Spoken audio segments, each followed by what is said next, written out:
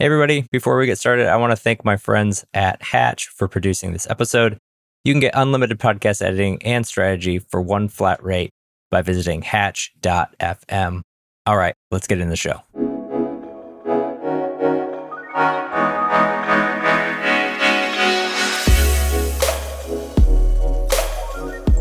Welcome to Distribution First, the show where we flip content marketing on its head and focus on what happens after you hit publish. Each week, I share playbooks, motivations, stories, and strategies to help you repurpose and distribute your content because you deserve to get the most out of everything you create.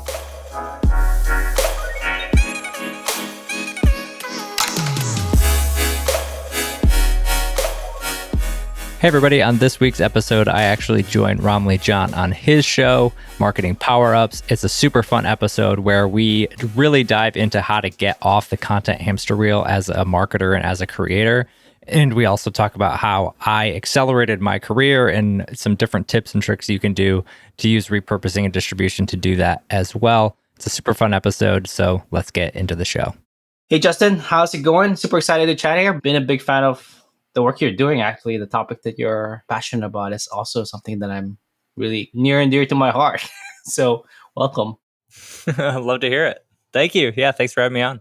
Well, I'm glad to have you on, Justin. Like I said, I've been a big fan of your work. Let's talk about marketing power-ups, particularly about content distribution. Now, I know why it's so important, but like you've kind of really niched down on this topic. Why is it so important to you, and why should it be so important to marketing teams that they should be considering content distribution first, like with your podcast show, which I'll link in the show notes for sure.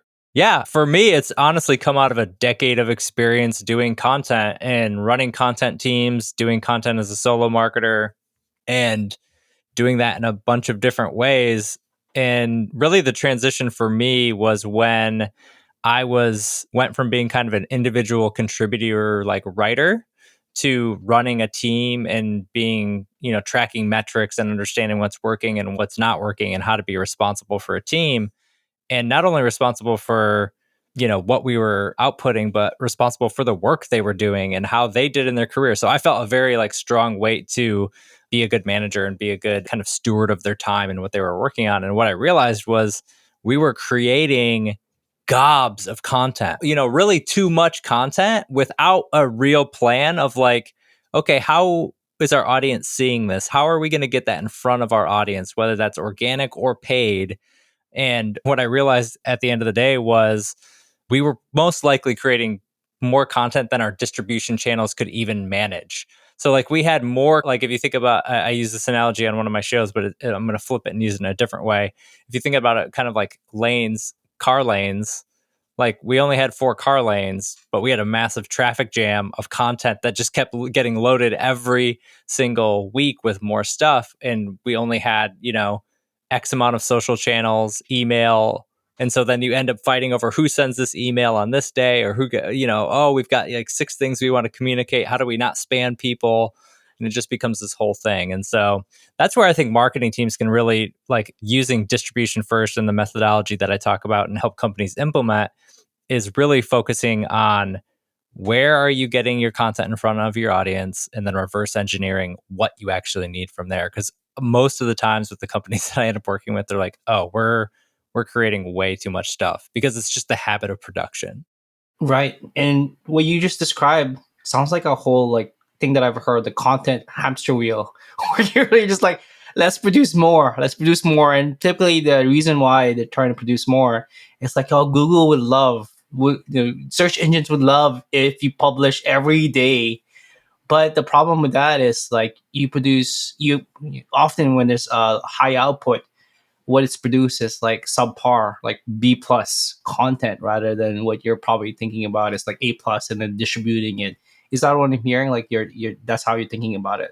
Yeah, totally. And I sort of cut my teeth in content marketing on the SEO side, so that was the mentality. It was let's create 2 blog posts a week. We're doing 8 a month. We're putting out all these things. We're trying to work with these writers. I mean, that's a lot of content that you're coming through, especially when we're talking about 1,000 to 2,000 words, and you're expected to kind of manage all that. On the back end of that, which people don't ever think about too, is the long-term management of that content once you build that library up, to constantly keep it fresh and keep it relevant and keep it new. So you're not only creating that content originally, but then you have to manage it. And yes, I have 1,000% been on the hamster wheel, 1,000%, burned out trying to constantly keep up and create and do all these things. And sometimes too, it's funny, both for me and other like people I've talked to, other VPs at different companies, they recognize it too. When they go back and audit their website content, they realize, oh, we posted roughly the same piece of content. Like it's almost identical, just a slight twist this year, last year, and the year before. And so you just end up duplicating all these. It's just duplicate effort when it really doesn't have to be there. That's so true. I think that's a really good point. I think you've started to break down like what are the benefits of content distribution, thinking about that first. I'm fully in, but for people who are still like, Justin, really, like we don't really need to talk or think about, like let's just produce content. Can you break down like just a few benefits of thinking about content distribution first? Like you're thinking about, yeah, you've already mentioned a few, but like if you can just list it down at this moment. Yeah, I mean, at the start, I think most teams get excited about getting more out of less. So that's where distribution can help because you can create less, but you can still make a really big impact because you can take the things that you are creating and get them out in front of your audience more often. The other benefit with that is if you get the message right in that piece of content, let's say you create a really good, solid piece of content that fits your audience. What happens most of the time when distribution isn't thought of first is you hit publish, you maybe talk about it for a week on social media and maybe send one email, and then you never talk about it again. And I've seen this cycle. I've dealt with this cycle and I see this cycle all the time with different companies. And that's how that hamster wheel starts. And so what it allows you to do is not only get those messages out, but help your audience be able to understand what those messages are that you want to say over and over again. Because it's like, we want our audience to know what we care about and how we can help them and what that looks like. Well, if you spend the time creating a really good piece of content that's thought leadership or something else that's like your take in the marketplace and you only share it once, and then only a subset, maybe max 20% max is going to see that. So you have 80% of your audience that's never seen it. Even of those 20% that saw it, they need to see it 7 or 8 times before it even starts to click. And so that's why I always say, like, by the time you're getting bored of your content or your message, your audience is just catching on. Interesting. And that's what I always say. And so I think like that's another core benefit of distribution is being able to get your messages out in a continuous fashion that actually helps them start to memorize what you do. I love that. That brings up this forget if it's an education rule or like you're trying to teach something to somebody, you got to repeat it like 3 or 4 times before it actually starts to ingrain in them, whether that's, physics or English or something like that. And it's really about this. You're like kind of getting people to consume it in many different ways so that they really get the message that you have, which totally makes sense. And I love that.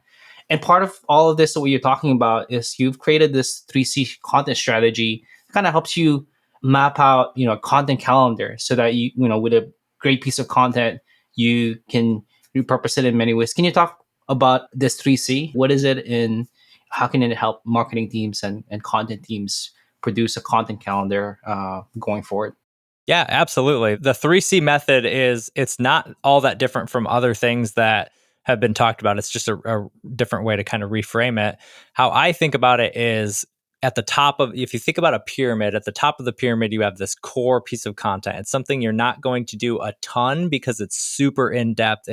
Most companies do this type of content, whether it's original research, whether it's sort of the classic ebook or gated piece of these things that they're trying to do maybe once a quarter, a few times a quarter, really like cornerstone pieces of content at the top. And then from there, it's core content. So a layer underneath. And those are the more the like monthly, weekly rhythm things. So you could think about like blog posts or podcast episodes or webinars, just these kind of more generalized pieces of content that we're creating. And then underneath that is content, which are all of those micro pieces of content, social content, emails, etc. And how I like to think about using this is, like you said, to build out a content calendar. And what it allows you to do is start at the top. So if you have a piece of original research and you're starting to outline that, before you even send that out to the editor, you can understand, oh, this topic we could go more in depth on. And the format of that could be a podcast episode because we have this podcast, or it could be a blog, or it could be a framework. It's just like, I kind of talk about like putting on x-ray vision goggles and being able to see what are those things that can come out of that. And again, that can start in the outline phase to know what those things are you want to do. This is something I did at TechSmith when we did original research. This is something I did at Metadata when we had original research. And it's just being able to take that stuff. And the reason you want to take it from cornerstone to core is because honestly, it gives you, and then to cut is it gives you an excuse to then get that back out to your audience in a different way. And so it's not just, hey, did you see our original research report on X, Y, and Z? It's, oh, hey, we're doing a webinar where we're breaking down the exact numbers of how to do blah, blah, blah, blah, blah.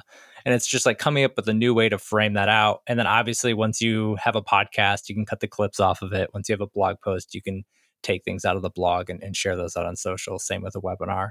And so being able to take those things and build them out that way. What I love about this is that it seems like it's broken down by like level of available time.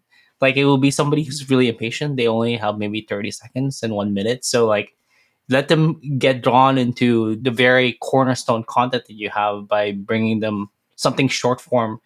Same with core. An episode, this podcast episode could be shorter or a little long, but a cornerstone content might take some time to really digest. So I guess if you think about it like a menu, like the cut is like the appetizer, and the cornerstone is the main dish, and then the core. I'm messing this up, but I hope people get it when they're hearing this. Where you're kind of drawing them to this cornerstone piece.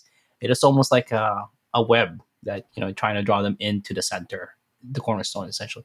And I think the other thing too and this is a different way to think about content marketing, because I think smart marketers are starting to think this way, whereas traditionally we gated those ebooks or we gated that research because we wanted to keep it closed off and we wanted to somehow use that email address to then nurture. Whereas how I like to think about it is using those cut pieces of content to do the nurturing for you. So I don't necessarily care if somebody even reads the entire report if they got value out of that one stat that came from our report. And then they get another value out of the blog post that they read, 3 months down the road, and they get more value from, so it's like creating this web of content and properly distributing that out. So where, again, I don't have to necessarily be concerned that somebody is hitting the post, because by repurposing that content properly, I know I'm going to get coverage across the distribution channels that I put that on, so I can get eyeballs on the message that I want to share. I can become known as the authority in that space because they can see that, oh man, they're talking about their original research, that they do the survey that they posted all the time. They have the information on this, and you start to become an authority in that space that way. I love that. The other thing is like each might be targeting different, like an audience per se. Like somebody who is into research might be more analytical part of your audience, and somebody whose YouTube Shorts might be a shorter attention span versus somebody who listens to podcasts might listen to it at the gym, and you're like you're talking about this coverage, but you're also covering like the different ways people want to consume their content. So it's actually really catering to your audience, so that some people like to read, some people like to watch videos, some people like to listen to podcasts, and you're really like catering to how they want to consume that piece of content rather than making it one size fits all, essentially. Yeah, totally. And the thing I love about the 3C content method is traditionally you do think about it going like top down, but I also love using the 3C content method to go bottom up. So using social content as validation to then create your bigger pieces of content. And a great example of this is, I think in December, I had this social post that I was like, okay, if I were to do a content strategy in 2023, here's what I do. I'd start a show, I do this, I do that. And I broke it all down into 7 steps. Did very, very well on LinkedIn. And I was like, oh, that's kind of an interesting topic. Like clearly people are interested in that. So from there, I took that topic and broke it down one by one in my newsletter. And so I talked about it on my newsletter. And then later in the year, when I started the podcast, I took that newsletter and I repurpose that into a podcast and be able and use that as the basis of the outline for the show and talk through each and everything. So it's like you can go top bottom and be able to work that up from like getting social validation that this is something your audience is already interested in, and then just expand on it from there. Interesting. What I'm hearing is like it's almost like testing out, it's almost like a minimum viable content to make sure that it resonates with your audience first before producing a podcast episode. It takes more work than it is writing a piece of LinkedIn post. Yes. And you're like validating that, yes, this is something that my audience would find valuable. So that's essentially what you're talking about there.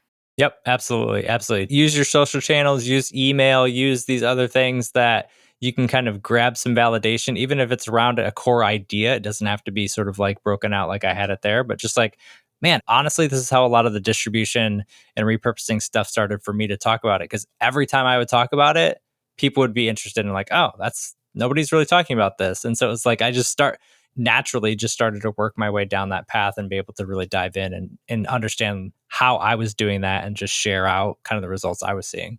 Makes sense. In terms of frequency, how would you suggest that for a content or marketing team? Like, I'm guessing that those cornerstone ones would be less frequent than cuts. Is there any time frame suggestion you would have, or like, once a quarter you'll have a cornerstone, or some kind of like rule of thumb, or it might also depend on a case to case basis as well? Roughly, I like to say like once a quarter. I think more realistically for companies, honestly, they probably could get by with like twice a year. If they did one really big thing in the spring, one really big thing in the fall, they could probably get by with that if they were cutting it up. Because what I like to do too, when I sit down and work with a team, I like to look at and start with their distribution channels to even understand like how many lanes of the highway do you have? Like what are you actively doing right now, right? Because what I don't want to do is necessarily just say, hey, we've got to produce a new cornerstone piece of content every quarter, and then again not have enough distribution to even get that out in front of the audience. So I like to work with teams and understand how they're posting, what they're working on, how are they interacting with their audience, and then from there being able to go from there. But I think for most teams, you could probably get by with, like I said, once or twice a year on a cornerstone piece. And then if you're breaking those out into kind of weekly blog posts or what those rhythms are, and then daily social and things like that, you can start to see how those cuts actually transform into each other. Totally love that. You mentioned something interesting there around like trying to figure out like what are the channels that a team has first. One of the problems I have is I often want to do all of them. And then I'm looking at your 3C's like, yes, I want to do original research. I want to do podcasts. I want to do YouTube videos. I want to do YouTube shorts, videos, emails, everything. But you're saying, hey, let's figure that out first before we get into all this. You have any tips there, or like what would be your advice for figuring out which of those channels you want to pursue with a team that you're working with? Yeah, I think some of it's competency and like some of it's passion. So like for instance, YouTube's an easy one, right? Like if you don't have anybody who really like is passionate or knows video or YouTube or search, like maybe don't bother with that at this point because you don't have anybody that's really going to be able to necessarily figure that out unless there is somebody on your team who wants to manage that.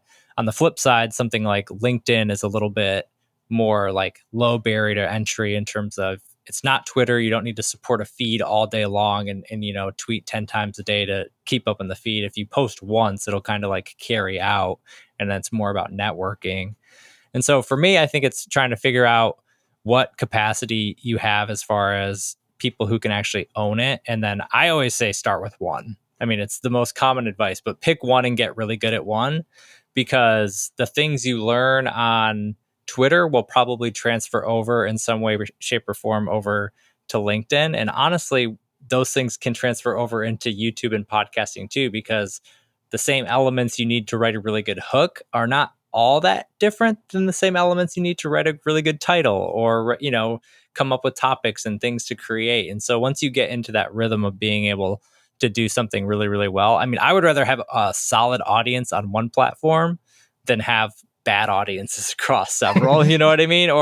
And I think that there's just opportunity cost of doing all those things. So, go in and audit a company's social and you'll see, well, they are posting on Instagram, but it's 2 likes for every post. They're not really getting any traction. They haven't really gained any subscriber or followers in the last couple of years.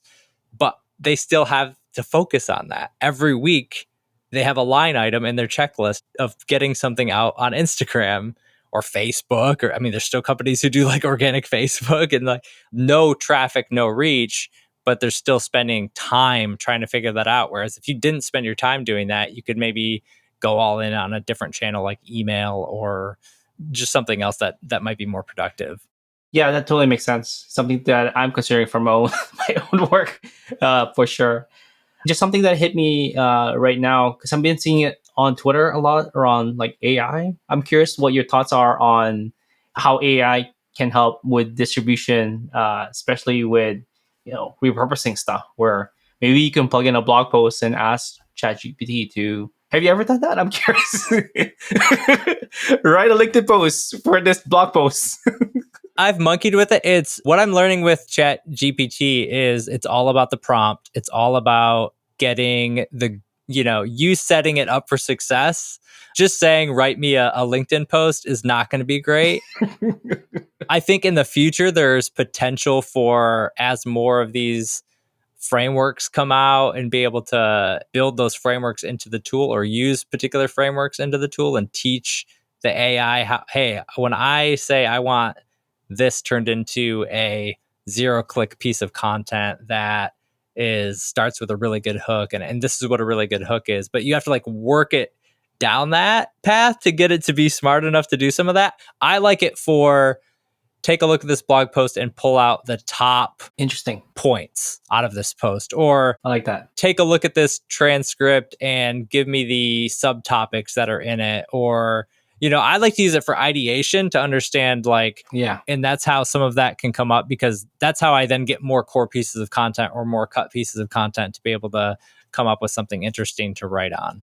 that makes sense. I was just curious because I'm seeing people using it for creating outlines or just creating a rough draft with that. I'm curious. You already gave an example of that 3C method earlier with your LinkedIn post. Is there any other example that you've used this methodology in the real world that you can share with the audience? For sure, yeah. When I was at TechSmith, we did a video viewer study that essentially, so TechSmith, we made video editing software, and so we did we just did a surveyed an audience, surveyed our audience, and got video viewing habits. So what things like what made you stop watching a video, what things made you really interested in watching a video, and just broke all these things down. Took that data, had a huge professional subset of folks look at it and build out that content. But once we had the content back, then what I did, I literally have it in a notebook somewhere. It's probably over my bookshelf where I went through it and wrote down all of the interesting headlines out of it. And so it was why people stop watching video. That's interesting. The 5 things you need for video SEO. That's kind of interesting. Just kind of taking out the different pieces. And then from there, we created a ton of blog posts off of that content. And we created podcast episodes that broke down those. So we might have the data, but then we would take that and create a podcast episode where we're breaking down the data and talking about it and having a conversation about it. Or we would take it and have a webinar where it was a standalone thing and we were just going to talk about one of those things. So that's probably the best example of taking a cornerstone piece of content and breaking it out in that way. And that's the thing too, with I think sometimes when people talk about distribution or distribution in this way, it can be SEO isn't really thought of. But SEO, Google is just a distribution channel. And so if you think about Google as just another distribution channel, you can use SEO to your advantage. SEO can still be to the advantage. So when we're creating these topics and coming up with those topics, it's pulling out maybe the interesting headlines, but then going back and saying, is anybody searching around this topic? Oh, okay, they are. So let's use our data to then support that topic and start to rank for those things. What makes a good YouTube thumbnail? We now have, based on our survey, 6 criteria that makes a good YouTube thumbnail that we can talk, so it's you can come up with those type of topics that pull off of that. That makes sense. You brought it up. What is the 6 elements the YouTube thumbnail? Oh, I don't know. It's been years, and I'm sure they've changed at this point. Yeah, probably. Yeah, I was just super curious about that. I'm trying to get into doing more YouTube videos, but that's super, super interesting. Thanks for sharing that. I really do appreciate you sharing about this 3C methodology that you've been working on. I want to shift gears now and talk about career power-ups. You've been in marketing, content marketing now for over a decade. I'm curious, what's really helped you accelerate your career? Now you're doing your own thing. What are some things that helped you throughout your career? Yeah, I think the biggest thing early in my career was being able to be a junior kind of content person and do a whole bunch of different things. And so I got to write emails, I got to write web copy, I got to build web pages, I got to write ad copy. So I got to do a whole bunch of different aspects in content and honestly got to do that for years before I started narrowing down and really kind of niching down into what I wanted to do. So I think being more broad early on to know that even if you're not the one that has to do it, to understand, okay, and be able to have that conversation with your paid ads expert to say, okay, how are we going to work together? As a demand gen and content, how are we going to work together to really run a really efficient marketing program? Or am I going to work with devs to get the website to be created and graphics and all the type of things? So like really being able to be multifaceted in that way. And then a level up from there, which has helped me to kind of start my own business, is understanding larger facets of the organization besides just marketing, because that's one of those areas where it's really easy to only understand what your niche is and what your area is and why that matters. But unless you understand why the product team cares about X, Y, and Z thing and how you can help them, or what does the CFO care about, or how does sales use this stuff that you're working with and being able to communicate with all of those different people, it's going to be really hard for you to make traction and help grow the org. That makes sense. Get it?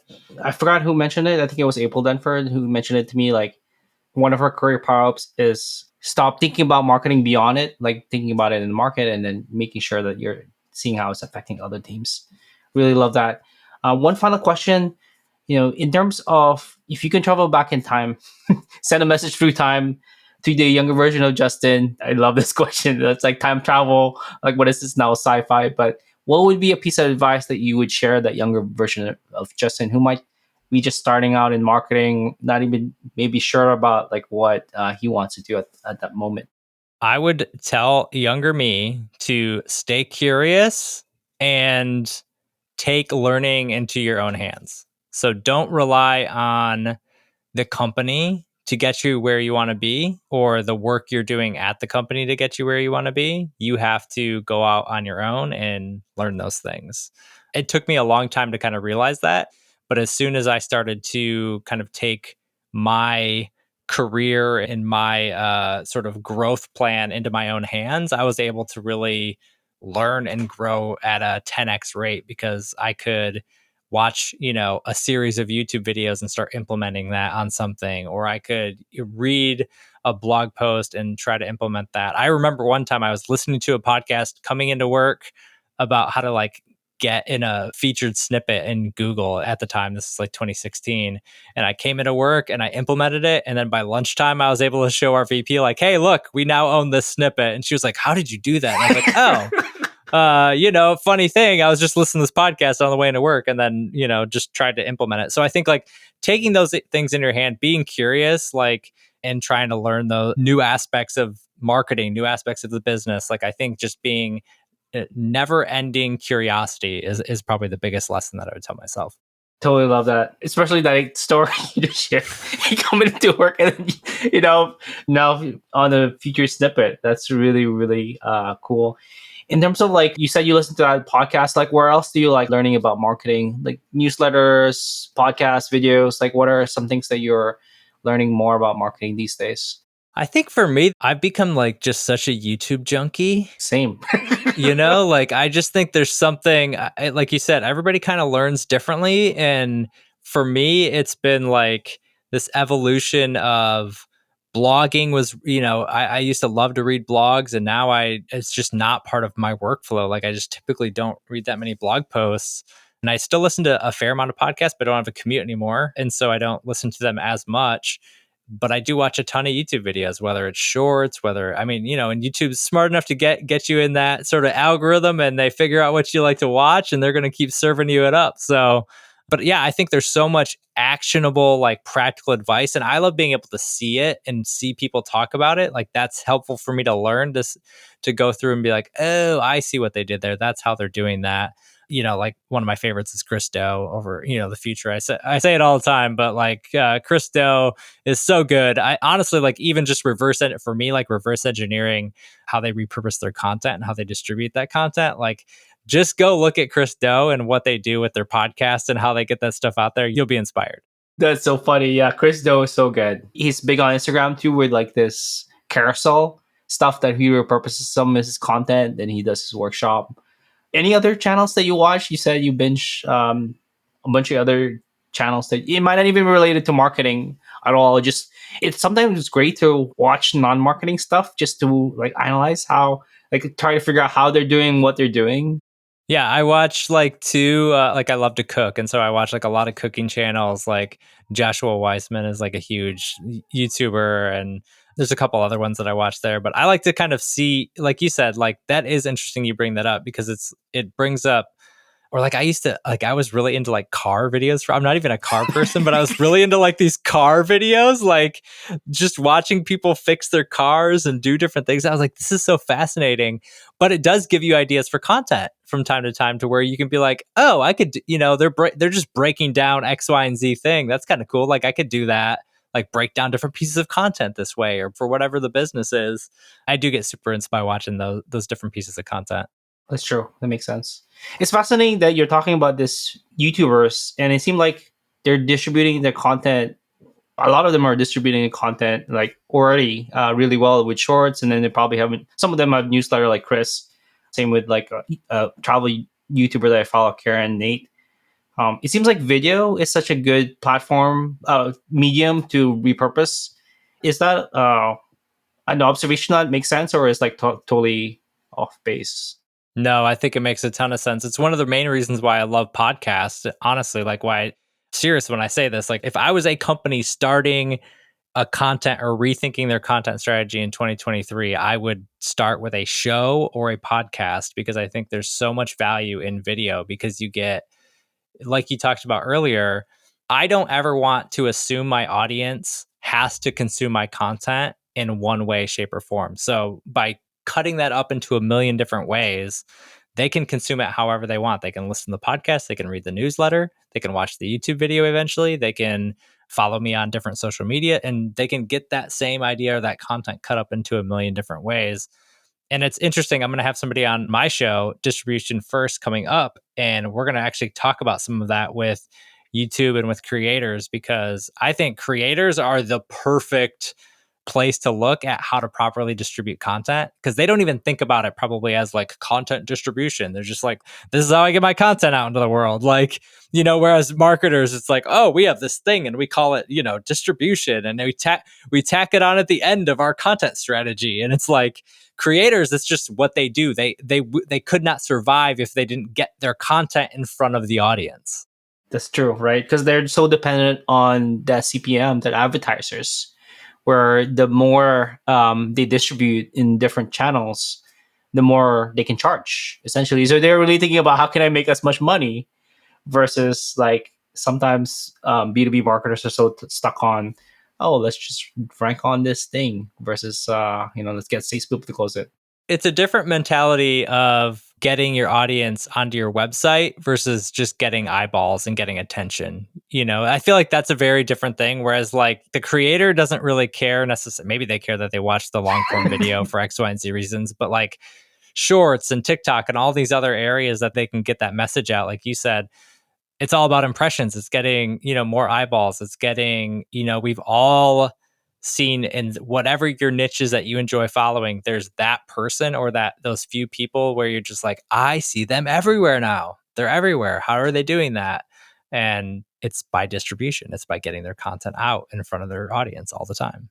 I feel like that's a good place to end the show. Totally went on a tangent there, but really passionate about video as well. So I'm super excited that you're so into it with the podcast and everything else.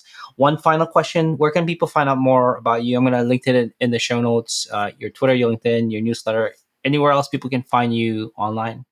Yeah, I mean, outside of Twitter and LinkedIn, I'm on LinkedIn every single day chatting about content distribution and repurposing. I do have a newsletter. If you're interested in signing up for the newsletter, you can go to justinsimon.co.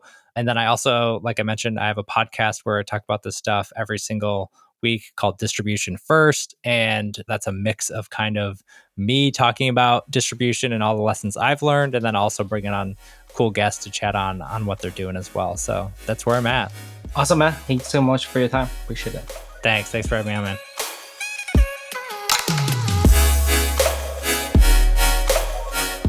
All right, I hope you enjoyed this episode of Distribution First, and thank you for listening all the way through. I appreciate you so much. And I hope you're able to apply what you learned in this episode one way or another into your content strategy as well. Speaking of strategy, we have a lot of things going on this year that are going to help you build your brand, 10x your content, and transform the way you do content marketing. Make sure to subscribe to the show and sign up for my newsletter at justinsimon.co so you don't miss a thing. I look forward to serving you in the next episode as well. And until then, take care, and I'll see you next time.